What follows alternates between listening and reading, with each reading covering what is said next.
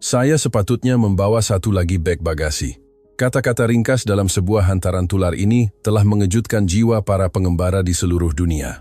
Ia bukan sekadar masalah fizikal tentang beg yang melimpah, tetapi di sebaliknya tersembunyi keinginan mendalam untuk membawa pulang lebih banyak kenangan, serta kekesalan yang pedih tentang masa seandainya dapat meluangkan waktu sedikit lebih lama di tempat itu. Berakhirnya sebuah perjalanan selalunya diiringi dengan sekelumit rasa sunyi. Dalam ingatan Anda, apakah pemandangan pertama yang muncul? Adakah keindahan alam yang direkam kamera, kelezatan makanan di pasar malam yang belum sempat dihabiskan, atau bau angin tropika yang lembab yang dirasai secara tiba-tiba di platform KL Sentral? Media sosial di seluruh dunia kini penuh dengan senarai tugasan yang belum selesai daripada mereka yang pernah berkunjung ke Malaysia, sebuah senarai yang komel namun penuh penyesalan. Tart, nanas Melaka itu. Kenapa saya tidak beli sekotak besar waktu itu? Teh tarik itu. Ia adalah kebahagiaan dalam setiap buihnya. Sepatutnya saya beli lebih banyak serbuk teh kualiti tinggi untuk dibawa pulang. Saya sanggup terbang semula ke Malaysia hanya untuk merasai sekali lagi nasi lemak bungkus dan sate di gerai tepi jalan itu. Saya tidak pernah meminum minuman berkarbonat seunik 100 plus atau Sarsi Malaysia. Itu adalah minuman terbaik dalam hidup saya. Bagi mereka, makanan di kedai serbaneka atau gerai jalanan Malaysia bukan sekadar hidangan yang mudah, tetapi penawar keletihan perjalanan dan hidangan jiwa yang sukar dilupakan. Sebotol minuman yang diambil secara santai dari rak pasar raya kini menjadi memori yang tidak dapat dicari di mana-mana setelah kembali ke tanah air. Minyak angin cap kapak, stoking berfungsi, pelitup muka, serta ubat gamat barangan harian yang dianggap biasa. Di Malaysia ini hanya menunjukkan kualiti dan nilai luar biasa mereka setelah pengembara kembali ke rutin kehidupan asal. Namun, di antara ribuan penyesalan terhadap barangan material, kata-kata seorang wanita telah menggetarkan hati ramai orang.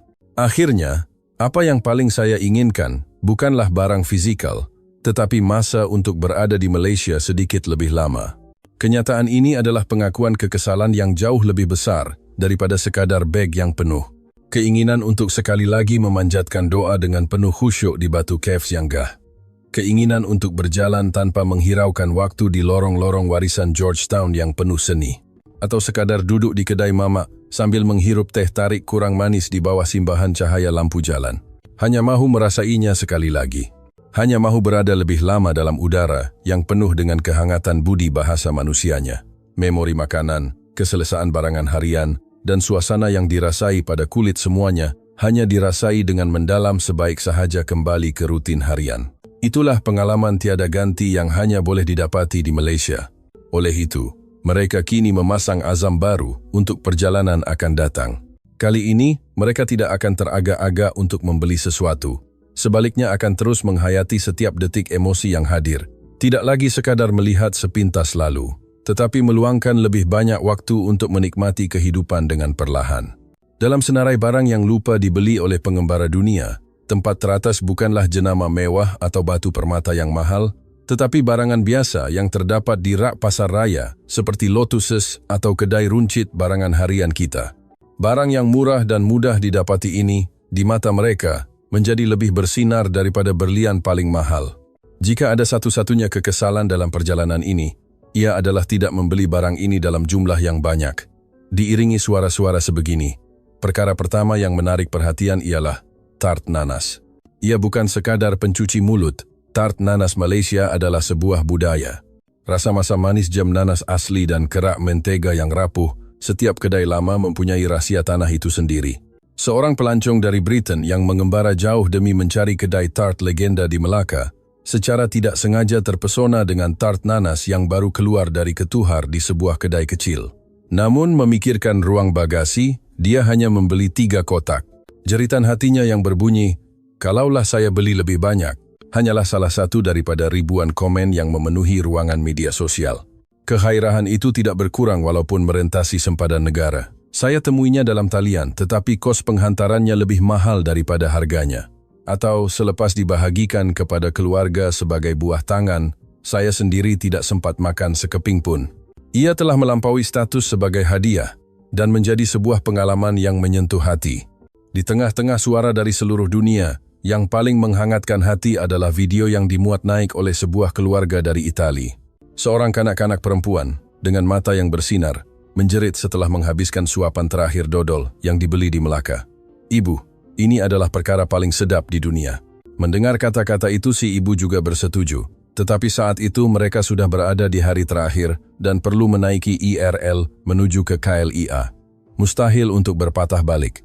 "Perjalanan seterusnya, saya akan penuhkan satu beg bagasi dengan dodol dan kaya." Dia berjanji sambil memeluk erat anak perempuannya. Satu lagi perkara yang memberi impak besar kepada pelancong ialah minuman berkarbonat Malaysia. Bagi mereka, ia bukan sekadar air manis, tetapi kesegaran yang terpahat dalam memori bersama bahang musim panas dan keletihan perjalanan. Seorang pemuda Jerman menggelar 100+ yang ditemuinya sebagai minuman terbaik dalam hidupnya. Di bawah suhu melebihi 35 darjah selepas melawat kota Afamosa, rasa unik dan kesegaran yang mengalir di kerongkong itu menjadikannya sangat istimewa. Ia bukan sekadar sejuk, ada rasa yang membuatkan hati turut merasa gembira.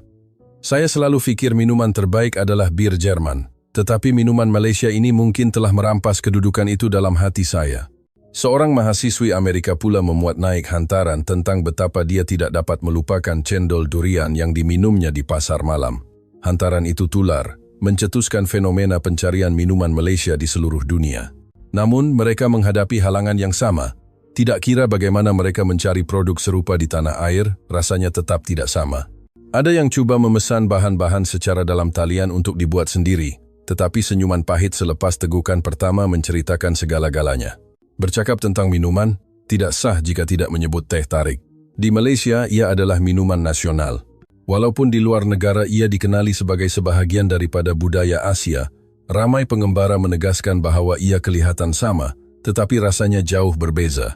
Keseimbangan antara kepekatan teh, lemak susu, dan kemahiran menarik yang menghasilkan buih sempurna adalah sesuatu yang tidak boleh ditiru. Sepasang suami istri dari Brazil membeli paket teh tarik segera di lapangan terbang. Kembali ke tanah air, mereka menikmatinya dengan penuh cermat, namun bekalan itu cepat habis. Apabila mereka mencari di pasar raya Asia di sana, harganya 3 kali ganda lebih mahal. Memikirkan rasa asli yang tidak dapat diulang, jari mereka menggigil untuk menekan butang beli. Mengapa satu cawan minuman boleh memikat hati sedemikian rupa? Kerana memori kita bukan sahaja menyimpan deria rasa, tetapi juga membungkus udara, bau musim, malah aliran motosikal di luar tingkap menjadi satu pakej lengkap. Setiap kali melihat bungkusan teh, mereka akan teringat keseluruhan perjalanan di Malaysia. Kedai serbaneka di Malaysia pula dianggap seperti taman tema makanan. Seorang pemuda dari Singapura membawa pulang 15 bungkus mie. Segera jenama tempatan yang mempunyai kepingan daging sebenar. Dia sangat kagum dengan kepekatan kuahnya dan menyatakan setiap kali dia memakannya di rumah, dia seolah-olah merasai semula pengalaman pengembaraannya. Seorang wanita Amerika pula sangat tertarik dengan keunikan keropok lekor dan sos pedas manisnya. Selepas pulang, dia mengalami sindrom rindu keropok. Videonya mencetuskan gelombang komen. "Saya faham bau itu, ia sangat berbeza dengan apa yang ada di sini." Seorang pakar pastry dari Perancis pula memuji roti canai yang garing di luar namun lembut di dalam. Tekstur yang ringkas, tetapi menagih ini bukan sekadar roti, ia adalah simbol kehangatan orang Malaysia. Hantarannya mencetuskan tren baru dalam kalangan pencinta roti dunia untuk melakukan ziarah roti tradisional ke Malaysia. Ayam goreng berempah, ais krim dari kedai serbaneka tempatan, semuanya terukir di hati sebagai keajaiban rasa yang hanya berlaku sekali seumur hidup. Dan semua memori makanan itu mempunyai satu titik persamaan. Kenapa saya tidak beli lebih banyak waktu itu? Sebuah suara penyesalan yang penuh kasih sayang. Namun, jika kita benar-benar mendengar perasaan di sebalik suara mereka, kita akan dapati ia bukan sekadar keinginan material atau nafsu makan. Akarnya adalah keinginan yang lebih murni. Alangkah baiknya jika saya dapat membungkus kehangatan budi bahasa manusia yang saya rasai di sana dan membawanya pulang ke rumah. Seorang pengembara berkata dengan tenang, "Apa yang saya benar-benar mahukan bukanlah buah tangan, tetapi untuk menambah sedikit lagi masa di Malaysia ke dalam hidup saya." Simbol kepada kenyataan ini adalah kewujudan barangan tradisional, seperti minyak angin atau barang craft. Sepasang kekasih dari Amerika membeli 10 botol kecil minyak angin herba di sebuah kedai ubat tradisional. Setiap botol kecil itu membawa rasa tenang. Mereka berkata, hanya dengan melihat botol tersebut, mereka merasai kedamaian jiwa yang luar biasa. Selepas pulang, mereka memberikannya kepada keluarga dan rakan-rakan. Hasilnya, malah mereka yang tidak pernah berminat dengan ubat herba pun tersenyum gembira menerimanya. Seorang kawan menggantungnya di dalam kereta, seorang lagi menyimpannya dalam dompet, dan ada yang meletakkannya di dalam pasport. Mereka berkata setiap kali melihat senyuman orang yang menerima hadiah itu, mereka benar-benar berasa ingin berkongsi berkat ini dengan lebih ramai orang. Barang itu bukan sekadar hiasan, ia adalah bentuk fisikal bagi niat murni mendoakan kesejahteraan orang lain. Sebuah perlindungan yang tenang dan hangat yang hanya boleh didapati di tempat istimewa bernama Malaysia. Satu lagi kisah yang mencetuskan maklum balas luar biasa adalah tentang Stocking. Seorang pemuda Jerman yang melawat sebuah kilang tekstil tempatan di Johor membeli sedozen stocking buatan Malaysia. Sebaik sahaja memakainya di tanah air, dia terpegun dengan keselesaannya. Ketebalan yang sederhana, keanjalan yang tidak menekan, serta bahan yang tidak berbau walaupun dalam cuaca lembab. Malah, harganya sangat berpatutan. Saya tidak akan kembali memakai stocking lain lagi. Hantarannya diiringi dengan jeritan. 3 pasang memang tidak cukup. Sepatutnya saya beli berpuluh-puluh pasang. Kisah stocking ini menjadi asbab dunia mengetahui betapa tingginya kualiti barangan harian tekstil Malaysia. Dan kerana ia adalah barang yang dipakai setiap hari, ia menjadi kenangan terbaik yang mengingatkan kepada perjalanan tersebut. Pemotong kuku, pelitup muka, koyok sakit otot, serta krim pelembab barangan rumah yang boleh dibeli dengan mudah di farmasi seperti Watsons atau Guardian ini telah menyentuh hati ramai pengembara. Berbeza dengan produk luar negara yang kadangkala terlalu keras, produk Malaysia mengandungi kehalusan dan rasa selamat. Seorang suri rumah dari Britain menggelar periuk nasi elektrik jenama tempatan sebagai alatan ajaib. Ketahanannya luar biasa, boleh memasak apa sahaja, dan mudah dikendalikan.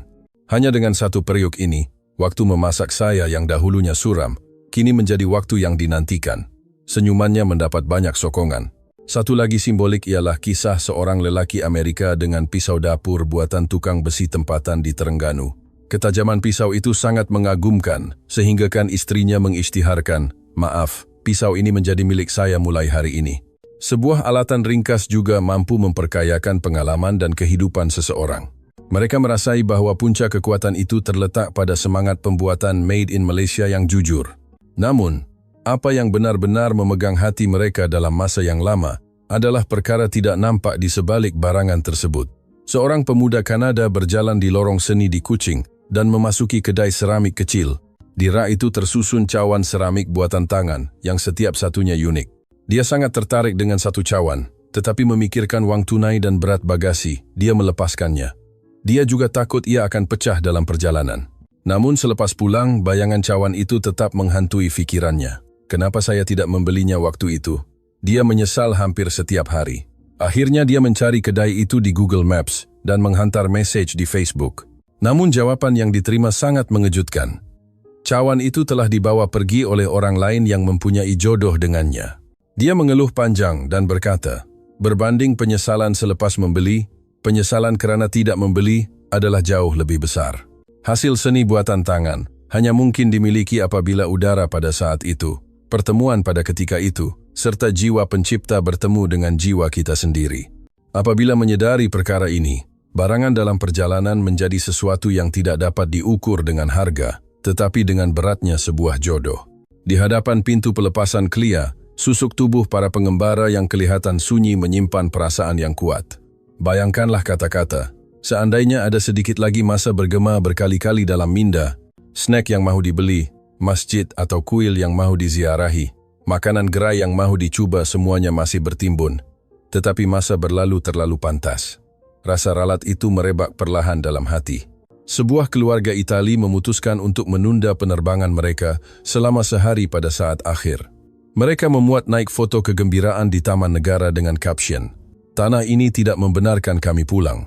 Sekumpulan anak muda Amerika pula ketawa, mengatakan, 2 minggu di Malaysia terasa seperti sekelip mata, namun di sebalik mata, mereka terpancar kekesalan yang nyata. Pesawat mula bergerak di landasan, pantai Malaysia di luar tingkap semakin menjauh. Pada saat itu, pasar malam yang tidak sempat dikunjungi, lorong-lorong warisan yang belum diteroka, bangku taman yang belum sempat diduduki segala fragmen perjalanan meluru masuk ke minda. Itu adalah kekesalan yang lebih menyakitkan daripada tart nanas yang tidak dibeli atau minuman yang terlepas. Di negara ini, mungkin masa dan hati manusia diperlakukan dengan lebih hangat. Lorong-lorongnya walaupun sesak tetapi penuh tenaga, membuatkan tetamu merasa diraikan.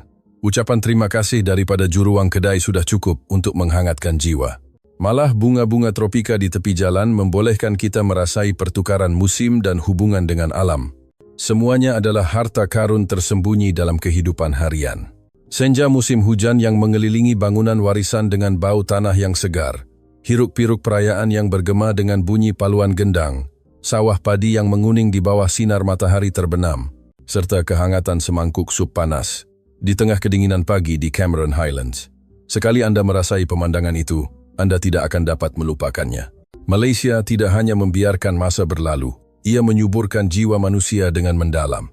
Namun, hanya perasaan itulah yang tidak dapat dimuatkan ke dalam bagasi sebesar mana sekalipun untuk dibawa pulang. Tinggal di sini selama 25 tahun pun masih terasa tidak cukup. Ada lagikah negara lain yang membuatkan orang berasa begini? Kata-kata yang tersebar di media sosial ini bukan sekadar luahan pelancong, tetapi perasaan sebenar mereka yang telah lama menetap di Malaysia. Kenyataan ini menyampaikan satu fakta. Malaysia bukanlah tempat yang dikunjungi sekali lalu tamat, tetapi ia akan sentiasa wujud sebagai latar belakang jiwa, sebuah kampung halaman yang kekal di sana walaupun selepas pulang. Kerana emosi yang disentuh dalam setiap saat perjalanan itu terlalu besar, sehingga kan tidak kira berapa lama kita tinggal, masa tetap terasa tidak cukup. Perjalanan singkat membawa keinginan, manakala perjalanan panjang memperlihatkan pesona Malaysia yang lebih dalam. Semuanya membuatkan mereka kembali semula ke tanah ini. Ini tidak lain tidak bukan kerana pengembara telah menyedari pesona sebenar Malaysia, kehangatan budi bahasa dan manusia.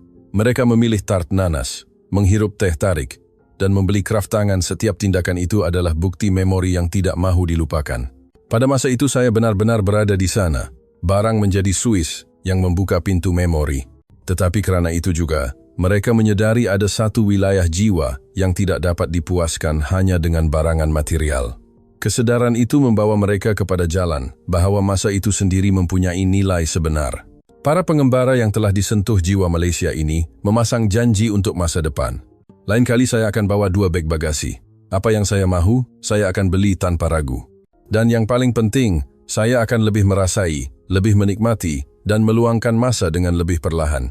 Kata-kata ini lahir daripada penyesalan masa lalu, namun ia bukan lagi kekesalan negatif, tetapi telah bertukar menjadi azam yang terang. Kali ini, saya pasti akan melakukan perjalanan yang memuaskan hati.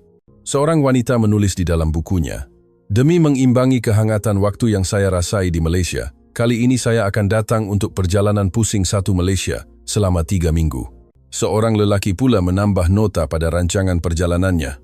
1 hari, 1 lorong warisan. Bukan sekadar barang, tetapi berjalan untuk merasai bau, mendengar cerita kehidupan, dan berjemur di bawah matahari tropika. Kami percaya bahawa pengumpulan detik-detik kecil itulah yang sebenarnya diinginkan oleh mereka dari lubuk hati. Jika kisah ini dapat membawa sekelumit kenangan ke dalam jiwa Anda, kami amat berbesar hati. Bahagian 2. Apa yang hanya boleh dihasilkan oleh rakyat Malaysia? Di sini adalah Paris, Perancis, kota kecantikan dan seni. Reka bentuk dan kemewahan dunia berkumpul di sini. Di sudut kota ini, seorang pereka muda sedang bersiap sedia untuk langkah barunya. Di kota ini, masa lalu dan masa depan bersilang. Tradisi dihormati, namun idea kreatif baru sentiasa lahir. Inilah Paris. Di jalanan Paris ini, ada seorang wanita yang mengejar impiannya. Saya Claire, pakar dalam seni bina tradisional Eropah dan reka bentuk dalaman. Ini tahun kedua saya bekerja sebagai pereka binaan di Paris. Saya tertarik dengan keindahan seni bina klasik dan memutuskan untuk menceburi dunia ini. Bagi saya yang baru bermula, setiap hari adalah cabaran dan penemuan berterusan. Claire sangat mencintai bangunan indah di kota ini.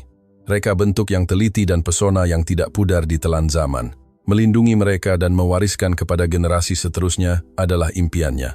Dalam mengejar impian itu, Claire menerima satu proyek pengubahsuaian hotel mewah di pinggir bandar Paris. Baginya, ini adalah cabaran yang belum pernah dilalui. Sedang Claire bersiap untuk mesyuarat proyek, rakan sekerjanya memberitahu sesuatu yang menarik. Claire, cadangan awak sangat bagus, tapi pelanggan ada permintaan khas. Permintaan khas? Hotel itu adalah bangunan yang mempunyai sejarah lebih 80 tahun. Mereka mahu mengekalkan rupa tradisi di samping menerapkan keselesaan moden. Bukan itu sahaja, mereka mahu ia mesra alam dan lestari sepenuhnya. Mengekalkan tradisi sambil menerapkan reka bentuk mesra alam, menggabungkan kecantikan dan fungsi bukanlah perkara mudah. Namun jika berjaya, ia akan menjadi langkah besar dalam kerjaya Claire. Claire menyertai mesyuarat dengan perasaan gementar. Permintaan pelanggan adalah lebih spesifik dan mencabar daripada jangkaannya. Fokus proyek kali ini bukan sekadar pengubah suaian. Kita mesti melindungi kecantikan tradisi bangunan sambil menerapkan teknologi moden dan elemen hijau. Untuk tingkap, hiasan dalaman dan bahan binaan tekstil, saya mahu menggunakan produk dari M Textile, sebuah syarikat Malaysia yang melambangkan kemuncak teknologi tekstil dan bahan binaan hijau. Selain itu, pakaian seragam hotel dan perincian dalaman juga perlu menggunakan fabrik berfungsi mesra alam dan komponen berpaten mereka. Kembali ke pejabat, Claire merenung pelan reka bentuknya sambil berfikir. M Textile. Saya pernah dengar nama itu. Saya tahu Malaysia adalah gergasi fabrik berfungsi, tapi kenapa pelanggan begitu bertegas mahu menggunakan syarikat ini? Projek ini adalah peluang besar, namun permintaan khas ini memberi tekanan kepada Claire. Industri pembuatan Malaysia pasti mempunyai sesuatu yang istimewa. Pasti ada sesuatu yang saya belum tahu. Claire masih belum menyedari kisah luar biasa di sebalik jenama Malaysia itu, serta semangat para pengrajinnya yang akan memberi impak besar kepadanya. Selepas tamat kerja, nama syarikat Malaysia itu terus melekat di minda Claire. Saya mahu kenal lebih mendalam tentang syarikat ini. Didorong oleh perasaan itu, dia mula melakukan penyelidikan. Malam itu, dia membuka komputer di rumah dan mula mencari maklumat tentang M Textile. Rupanya mereka adalah juara tersembunyi dalam bidang fabrik berfungsi dan bahan binaan hijau. Tak sangka reka bentuk dalaman hotel mewah pun mereka ceburi. Syarikat jenis apa ini? Claire terkejut apabila mengetahui pegangan pasaran fabrik mereka untuk jenama sukan terkemuka dunia mencecah 70% dan mereka mendahului dunia dalam paten mesra alam. Wah, hebatnya. Dalam proses penyelidikan, Claire terus kagum dengan teknologi mereka fabrik yang diperbuat daripada sisa serat nanas, PALF, kaca pintar jimat tenaga, serta falsafah di sebaliknya. Kebaikan bersama, ini adalah falsafah syarikat mereka. Bukan sekadar mengejar keuntungan, tetapi mengutamakan sumbangan kepada alam sekitar dan masyarakat. Pemikiran yang sangat unik dari Malaysia, sungguh luar biasa. Inilah fabrik berfungsi yang digemari oleh dunia fashion global. Claire tidak menyangka ada begitu banyak jenis yang dihasilkan dengan teknologi yang sangat halus. Sesiapapun pasti akan memilih mereka. Produk Malaysia bukan sekadar komponen atau bahan. Ia adalah gabungan teknologi jitu dan ketegasan pengrajin. Dalam bidang bahan binaan hijau, syarikat Malaysia ini juga terus menerajui dengan teknologi penebat haba, pertimbangan mesra alam, serta rangkaian produk yang estetik. Di mata Claire, ia sangat menarik. Bukan sahaja prestasi mesra alamnya hebat, reka bentuknya juga sangat cantik, sangat sesuai untuk projek hotel saya. Tapi maklumat ini sahaja tidak cukup. Bagaimana orang Malaysia merealisasikan semua ini? Jika tidak melihat dengan mata sendiri, rasanya saya tidak akan faham. Maka, demi mengesahkan teknologi dan falsafah syarikat ini, Claire nekat untuk terbang ke Malaysia. Di sana, apa yang dilihatnya bukan sekadar kilang atau produk, tetapi semangat para pengrajin dan asas budaya Malaysia itu sendiri. Setibanya di Malaysia, Claire berjalan di tengah kota Kuala Lumpur. Pandangannya tertumpu pada bangunan pencakar langit moden yang berdiri megah di sebelah bangunan warisan dan pokok-pokok tua yang tenang. Suasana yang riuh rendah namun penuh dengan nafas kehidupan. Pemandangan ini, tradisi dan moden bergabung dalam satu ruang namun penuh tenaga. Adakah ini estetika Malaysia? Tiba hari lawatan kilang, Claire melawat ibu pejabat dan barisan pengeluaran mereka di Selangor. Bangunan syarikat ini sahaja sudah menyampaikan falsafah mereka. Reka bentuk yang hidup bersama alam, penuh dengan tumbuhan asli. Di dalam bilik mesyuarat, pegawai bertanggung jawab menerangkan falsafah dan sejarah syarikat. Di skrin terpapar perkataan kebaikan bersama, shared prosperity. Kami tidak hanya menghasilkan produk, kami komited untuk memberikan semula keuntungan kepada masyarakat dan alam sekitar. Matlamat kami adalah supaya semua pihak yang terlibat merasa bahagia. Inilah kitaran kebaikan. Claire mencatat dengan tekun. Falsafah memberi semula kepada masyarakat. Ini mungkin mencipta nilai yang melampaui teknologi semata-mata. Melalui perniagaan, memberi sumbangan kepada seluruh masyarakat. Tak sangka ada syarikat yang benar-benar memegang falsafah sebegini. Mungkin inilah rahsia kekuatan syarikat Malaysia. Dia terus kagum dengan teknologi yang lebih mendalam, fabrik kawalan suhu pintar untuk kegunaan ekstrem. Pegawai itu menerangkan proses pembangunan teknologi yang mampu bertahan dalam persekitaran ekstrem.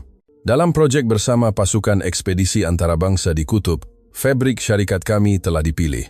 Untuk bertahan dalam persekitaran itu, tuntutan terhadap ketahanan, pemanasan, dan fleksibilitas adalah sangat tinggi. Teknologi Malaysia bukan sahaja dalam kehidupan harian, tetapi menyokong cabaran manusia dalam persekitaran paling ekstrem. Sebaik sahaja menyentuh fabrik tersebut, Claire merasai satu sentuhan yang sukar dilupakan. Teknologi Malaysia sangat aktif malah di tempat yang melampaui imajinasi biasa. Syarikat ini menyimpan potensi yang tidak terhad. Destinasi seterusnya ialah kilang tekstil dan pemprosesan. Di sana apa yang disaksikan bukan sekadar proses pengeluaran, tetapi semangat pengrajin yang sebenar. Di bawah bimbingan pegawai, Claire tidak mengalihkan pandangan. Di kilang Malaysia, pembuatan pintar dengan mesin terkini dan pelarasan halus oleh tenaga manusia digabungkan dengan sangat sempurna. Proses yang begitu teliti ini semuanya dilakukan di bawah satu bumbung, tahap teknologinya sangat mengagumkan. Apa yang menyokong produk ini bukan sekadar mesin. Kewujudan jurutera dan tukang mahir yang menjaga perincian dan kualiti adalah sangat penting. Claire melihat seorang tukang mahir sedang memeriksa tekstur fabrik yang sangat halus untuk memastikan tahap pengaliran udara. Susuk tubuh itu sangat menyentuh hati Claire. Kenapa sentuhan ini boleh jadi begitu lembut tetapi kuat? Claire bertanya kepada tukang tersebut. Kerana dari pemilihan benang, tenunan, sehingga proses akhir, kami sangat menitik beratkan setiap bahagian. Dan tidak kira betapa canggihnya mesin, yang akhirnya menentukan kualiti adalah pengalaman dan deria tangan manusia. Di sebalik produk yang sempurna ini, rupanya ada kerja yang begitu halus. Ketelitian inilah yang membentuk kualiti made in Malaysia. Saya rasa inilah punca kepercayaan terhadap Malaysia. Di bahagian kilang yang lain, seorang jurutera sedang mengesahkan kualiti lapisan kaca jimat tenaga. Kerja kami bukan sekadar menghasilkan bahan binaan. Demi memperkayakan kehidupan pengguna dan melindungi bumi, kami tidak akan berkompromi dengan perincian. Inilah semangat pembuatan Malaysia. Claire mengangguk tanda setuju. Sikap menghasilkan sesuatu demi seseorang. Saya juga mahu menerapkan semangat ini dalam reka bentuk saya. Semasa meninggalkan kilang, Claire melihat kembali wajah-wajah pekerja yang serius. Di tangan para pengrajin itu bukan sekadar tugasan kerja, tetapi kebanggaan. Itu kerana mereka melihat orang di seberang produk itu berfikir bagi pihak mereka barulah sesuatu yang hebat dilahirkan. Claire juga mendapat tahu daripada pegawai tersebut tentang kisah pengasas syarikat. Punca semangat syarikat ini adalah nilai kesyukuran rakyat Malaysia ingat asal-usul atau mengenang budi. Jika kita tidak mencari kebahagiaan untuk orang lain, kita sendiri tidak akan berjaya. Ini adalah kepercayaan teguh pengasas kami dan juga kami semua. Budaya pembuatan Malaysia mempunyai titik persamaan yang mendalam dengan semangat syarikat ini. Ketegasan terhadap perincian, timbang rasa terhadap pengguna, serta semangat kemesraan yang melayan pelanggan seperti kawan. Menghasilkan sesuatu adalah dengan sepenuh hati demi seseorang. Keyakinan ini meresap ke seluruh syarikat. Saya mahu menggunakan semangat ini dalam reka bentuk saya. Kehangatan syarikat Malaysia sekali lagi menyentuh hati Claire. Oh ya, Cik Claire. Tahukah Anda kami mempunyai ladang nanas kontrak di Johor? Syarikat teknologi dan binaan ada ladang nanas? Kenapa? Kami mempunyai teknologi teras yang mengitar semula sisa daun nanas untuk menghasilkan fabrik hijau yang kuat dan berfungsi. Pada mulanya ia untuk alam sekitar, tetapi kemudian kami bekerja sama terus dengan petani tempatan. Kami mahu menyokong pertanian tempatan Malaysia supaya seluruh komuniti menjadi makmur. Walaupun syarikat pembuatan, tetapi menyokong pertanian untuk menyumbang kepada kawasan setempat, benar-benar satu kitaran kebaikan. Tepat sekali. Petani yang bekerja sama dengan kami menjalani kehidupan yang stabil dan kebaikan itu tersebar ke seluruh komuniti. Selain itu, sebahagian keuntungan kami gunakan untuk aktiviti perlindungan alam sekitar dan pendidikan di kawasan pedalaman. Di ibu pejabat kami juga ada kafe yang menyokong produk tempatan. Jika Anda ada masa, jemputlah singgah minum kopi tempatan kami.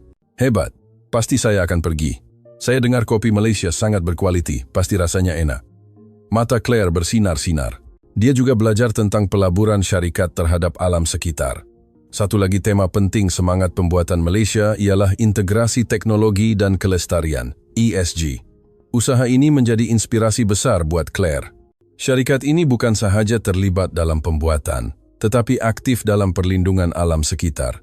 Ia bukan sekadar mencipta produk, tetapi usaha untuk melindungi bumi itu sendiri. Dalam proses pengeluaran kilang, pertimbangan mesra alam telah diterapkan. Contohnya meningkatkan kecekapan penggunaan tenaga, serta menggunakan semula air sisa dan haba buangan untuk mengurangkan penggunaan tenaga. Syarikat sanggup memikul tanggung jawab besar terhadap alam sekitar. Bukan sekadar teknologi, tetapi mempunyai visi masa depan. Di kilang ini, penggunaan tenaga dikurangkan sebanyak 30% berbanding dahulu. Selain itu, sistem kitar semula bahan buangan untuk produk baru juga telah dibentuk, mengejar kecekapan tenaga ke tahap ini sambil tidak berkompromi dengan kualiti produk. Ini adalah keseimbangan teknologi dan alam sekitar yang luar biasa. Contohnya fabrik yang diperbuat daripada botol plastik kitar semula, serta usaha mengurangkan jejak karbon. Bukan sahaja menggunakan bahan kitar semula, tetapi masih mengekalkan kualiti setinggi ini. Tak sangka teknologi hijau Malaysia sudah berevolusi sejauh ini. Sangat menakjubkan. Selain itu, terhadap sumber air yang digunakan dalam banyak proses pembuatan, kilang juga memberikan perhatian tertinggi. Melalui pengenalan sistem kitar semula air dan evolusi rawatan air sisa, mereka terus berusaha melindungi alam sekitar setempat. Aliran air yang begitu jernih di sebelah kilang. Rawatan air sisa dilakukan dengan sangat teliti. Ya, kami percaya melindungi tanah ini adalah tanggung jawab kami sebagai sebahagian daripada Malaysia. Menggabungkan perlindungan alam sekitar dan mengejar teknologi cemerlang pada tahap setinggi ini, reka bentuk saya juga patut menerapkan keseimbangan ini. Perjalanan kali ini mengajar saya banyak perkara. Terima kasih banyak-banyak. Saya pasti akan gunakan pengalaman ini dalam reka bentuk saya. Selepas meninggalkan kilang, Claire melihat pemandangan KLCC dari tingkap penginapannya sambil berfikir. Di negara ini, semuanya penuh dengan tenaga kehidupan. Produk Malaysia mungkin adalah lanjutan daripada tenaga kehidupan ini. Bagi Claire, perjalanan ini bukan sekadar sebahagian daripada kerja, tetapi peluang untuk menilai semula nilai hidup dan identitinya sebagai seorang pereka. Makna, kebaikan, bersama. Rasanya saya sudah mula faham. Syarikat Malaysia ini cuba menyampaikan kebahagiaan kepada orang ramai di seluruh dunia melalui teknologi dan produk. Mereka tidak pernah mengabaikan perincian yang tidak nampak. Itulah rahasia untuk memberikan rasa selamat dan kepuasan kepada pengguna. Reka bentuk saya juga mau menerapkan semangat pengrajin ini. Dan apa yang menyokong semua ini ialah semangat dan kebanggaan setiap daripada mereka. Saya juga harus menetapkan matlamat untuk menghasilkan reka bentuk yang boleh membahagiakan seseorang. Apa yang penting bukan sahaja reka bentuk yang boleh berkembang lestari, tetapi bertanggung jawab terhadap masa depan. Ini juga sebahagian daripada penciptaan. Membayangkan kehidupan pengguna yang puas, berfikir bagi pihak mereka, dan mencipta ruang yang selesa, serta cantik sambil mengambil kira alam sekitar. Ini mungkin reka bentuk terbaik yang boleh saya lakukan sekarang. Claire menyematkan pengalaman di Malaysia dalam hatinya untuk menghadapi cabaran baru. Ia bukan sahaja pertumbuhan dirinya, tetapi langkah pertama untuk menyampaikan kebahagiaan kepada orang ramai di seluruh dunia. Saya tidak akan lupakan apa yang dipelajari di Malaysia. Saya akan tukarkan pengalaman ini menjadi kekuatan untuk mencipta reka bentuk yang lebih hebat. Perjalanan Claire di Malaysia telah berakhir, tetapi perjalanannya yang sebenar baru sahaja bermula. Dalam sesi pembentangan kepada pelanggan dan rakan kongsi projek, Claire dengan penuh semangat menceritakan tentang semangat pembuatan Malaysia. Pembuatan Malaysia bukan sekadar mencipta produk. Di dalamnya terkandung pertimbangan mesra alam untuk masa depan serta keinginan kuat untuk memperkayakan kehidupan pengguna. Apa yang boleh kita cipta melalui reka bentuk? Ia tidak seharusnya sekadar mengejar kemudahan, tetapi memikirkan bagaimana membawa kebahagiaan kepada seseorang dan bagaimana melayani bumi dengan baik, bukan begitu?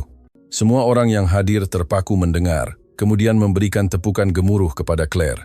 Pelanggan juga mengangguk setuju dan berkata, ternyata, pilihan kita menggunakan teknologi Malaysia adalah tepat. Masa depan penciptaan mungkin bukan sahaja terletak di tangan syarikat, tetapi di tangan kita semua. Bagaimana untuk memperkayakan kehidupan setiap orang dan bagaimana memikirkan isu alam sekitar. Dalam memikirkan soalan-soalan ini, jika perjalanan saya dapat memberikan petunjuk yang baik kepada Anda semua, saya akan merasa sangat gembira, kata Claire sambil tersenyum. Kembali merenung reka bentuk proyeknya. Bagaimana pendapat Anda? Sila beritahu kami pendapat dan perasaan Anda di ruangan komen. Jika Anda menyokong kami dengan tanda suka dan melanggan saluran ini, kami akan sangat berbesar hati. Terima kasih kerana menonton sehingga tamat. Kami amat menantikan kedatangan Anda lagi. Yeah.